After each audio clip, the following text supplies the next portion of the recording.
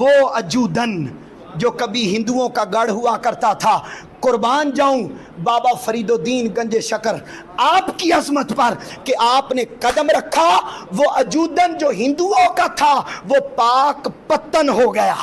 حضرت بابا فرید الدین گنج شکر رحمت اللہ علیہ حضور کی پاک آل کے بارے میں فرماتے ہیں، اہل بیت کی محبت دین کی اصل ہے، اور جو اہل بیت کی محبت سے دل خالی ہے اس کا دل سخت ہے، اور وہ ایمان کی دولت سے بھی ہمیشہ کے لیے محروم کر دیا گیا۔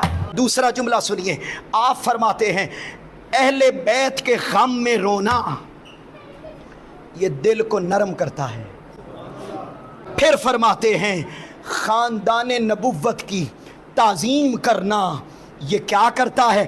یہ دل کو روشن کرتا ہے۔ اور آخری 3 اشعار ان کے سنیے، وہ کہتے ہیں فریدہ عشق نبی تے آل دی اے عشق نہ کدے موڑے، جنا دل پیار علی دا اور رب کو لو نہ ڈرے۔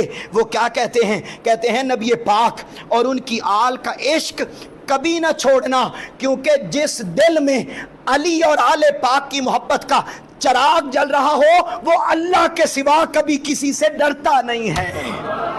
پھر بابا فرید کہتے ہیں فریدہ جیڑا بندہ علی دا او بندہ حق دا، دل وچ جس دے ذکر نبی تے جنت اس دے نال۔ کہتے ہیں جو علی سے محبت کرتا ہے، آل پاک سے محبت کرتا ہے، وہ کیسا ہے؟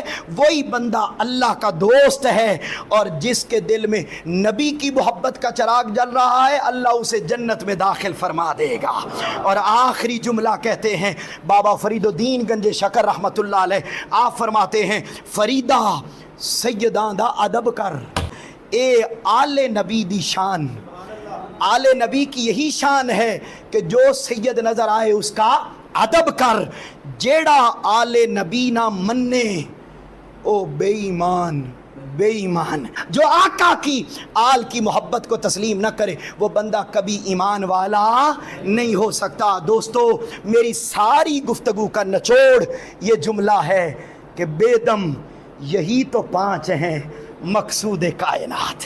خیر النساء یعنی سیدہ کائنات فاطمہ الزہرا، بے دم یہی تو 5 ہیں مقصود کائنات۔ خیر النساء حسین، علی، حسین، حسن، مصطفیٰ، علی۔